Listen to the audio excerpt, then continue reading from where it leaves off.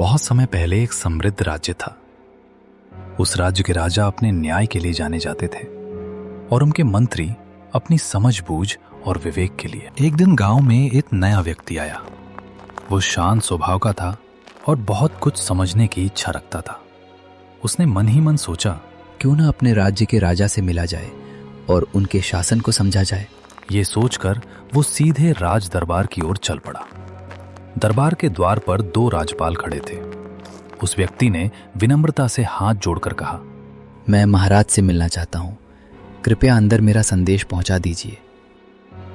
राजपाल उसकी विनम्रता देखकर बोले, प्रिय भाई, ये अच्छी बात है, पर आप महाराज से किस उद्देश्य से मिलना चाहते हैं ये हमें बताइए, ताकि हम महाराज तक आपका संदेश पहुंचा सकें। वो व्यक्ति हाथ जोड़कर बोला, भाइयों, मैं इस गांव में नया हूं और पहली बार यहां आया हूं। मेरे मन में कुछ प्रश्न हैं।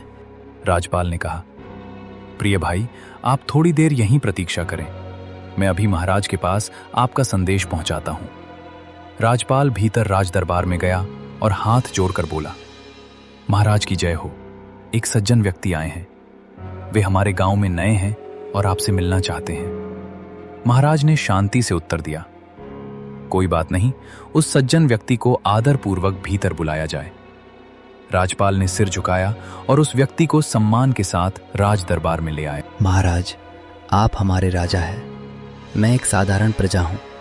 मुझे कभी आपसे या आपके मंत्रियों से मिलने का अवसर नहीं मिला, लेकिन आज मैं ये जानना चाहता हूं, क्या हमारे राज्य के राजा और उनके मंत्री इस राज्य को संभालने के योग्य हैं या नहीं। दरबार में सन्नाटा छा गया। राजा ने शांति से उसकी ओर देखा और बोले, प्रजा का सवाल पूछना अपराध नहीं है, तुम निडर होकर पूछो। मंत्री ने भी मुस्कुराकर सिर झुकाया। लेकिन महाराज, मुझे भय लग रहा है।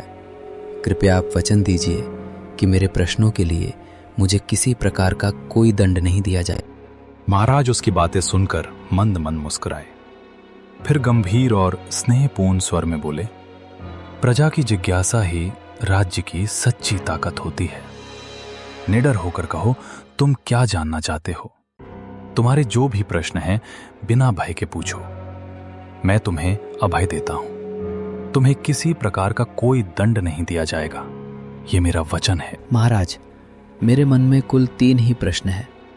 सबसे पहला प्रश्न मैं आपके राज्य के शिल्पकार से पूछना चाहता हूं, क्योंकि वही हमारे राज्य की प्रगति और निर्माण कार्यों को साकार करते हैं।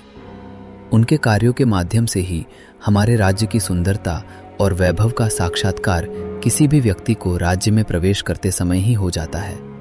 महाराज उस व्यक्ति की बात ध्यान से सुनते हैं। तुम्हारी सोच सराहनीय है।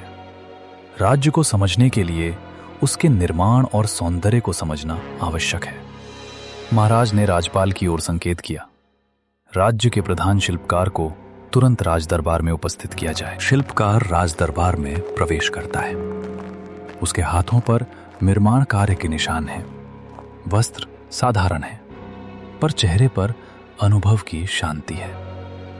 वो हाथ जोड़कर बोला, महाराज की जय हो। महाराज ने स्नेहपूर्वक कहा, तुम्हारा स्वागत है। आज तुम्हें किसी परीक्षा के लिए नहीं, बल्कि संवाद के लिए बुलाया गया है। यह सुनकर शिल्पकार निश्चिंत हो गया। दरबार का वातावरण भी हल्का हो गया। महाराज उस नए व्यक्ति की ओर देखते हैं और कहते हैं, अब तुम अपने प्रश्न रख सकते हो। आज ये दरबार उत्तर देने के लिए है, दंड देने के लिए नहीं। वो व्यक्ति थोड़ा आगे बढ़ता है, पहले शिल्पकार को प्रणाम करता है और फिर आदर से कहता है, मैं प्रश्न पूछने से पहले ये स्पष्ट कर देना चाहता हूं कि मेरे सवाल किसी को नीचा दिखाने के लिए नहीं, बल्कि ये समझने के लिए हैं कि हमारा राज्य कैसे आगे बढ़ रहा है। यदि प्रश्न सच्चे मन से हैं, तो उत्तर भी सच्चाई से ही निकलेंगे। आप निसंकोच पूछिए। पहली सब बंधनों से मुक्त होने के बाद भी इंसान किस बंधन से कभी मुक्त नहीं हो पाता। मंत्री ने कुछ क्षण सोचा और फिर बोले, उत्तर है मृत्यु। इंसान धन, रिश्ते और मोह छोड़ सकता है, लेकिन मृत्यु के बंधन से कोई नहीं बच सकता। व्यक्ति ने सम्मान से झुककर कहा, आपने बिल्कुल सही कहा। दूसरी पहेली, वो क्या है जो एक बार चला जाए तो कभी वापस नहीं आता? दरबार में हलचल हुई। मंत्री कुछ क्षण मौन रहे, फिर आदरपूर्वक बोले, महाराज, मैं इस प्रश्न का सटीक उत्तर देना चाहता हूं, परंतु इस प्रश्न में मैं स्वयं उलझ गया हूं, क्योंकि ऐसी बहुत सी चीजें हैं जो एक बार जाने के बाद फिर लौटकर नहीं आती, जैसे मृत्यु, माता पिता, जीवन के बीते क्षण या बीता हुआ अवसर। इसलिए इस प्रश्न में मुझे आपके मार्गदर्शन की आवश्यकता है। मंत्री के ये शब्द सुनकर पूरा दरबार और अधिक गंभीर हो गया। यह अब केवल प्रश्न नहीं रहा था, यह जीवन पर विचार बन चुका था। महाराज मंद मुस्कान के साथ बोले, तुम्हारा भ्रम स्वाभाविक है, क्योंकि ये सभी बातें सत्य हैं। पर जिस एक चीज के जाने से सब कुछ बदल जाता है, जिसके बिना न जीवन को मापा जा सकता है, न अवसर को, और न ही मृत्यु को समझा जा सकता है, वो है समय। महाराज ने आगे कहा, मृत्यु आती है, जीवन बदलता है, पर समय जो बीत गया वो कभी लौट कर नहीं आता। दरबार में गहरी शांति छा गई।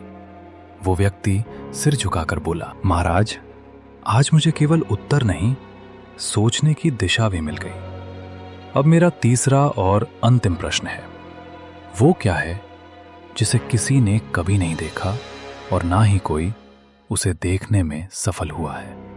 दरबार में गहरी शांति छा गई। मंत्री कुछ क्षण सोच में पड़ गए, फिर बोले, महाराज, ये प्रश्न सुनने में सरल है, पर इसका अर्थ गहरा है। महाराज मुस्कुराए और बोले, उत्तर स्वयं प्रश्न में छिपा है।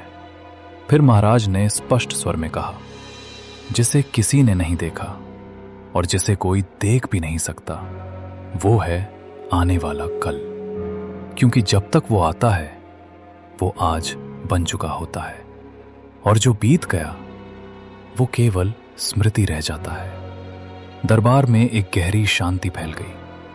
वो व्यक्ति नतमस्तक होकर बोला, महाराज, मेरे प्रश्न समाप्त हुए। महाराज सिंहासन से उठे और स्नेहपूर्ण दृष्टि से उस व्यक्ति की ओर देखा। महाराज बोले, आज तुमने प्रश्न नहीं पूछे, तुमने हमें स्वयं को देखने का अवसर दिया है। ऐसे प्रश्न राज्य को कमजोर नहीं बल्कि और सशक्त बनाते हैं। आज का दरबार यहीं समाप्त होता है। आज से ये राज्य ज्ञान, संवाद और विश्वास के मार्ग पर और दृढ़ता से आगे बढ़ेगा।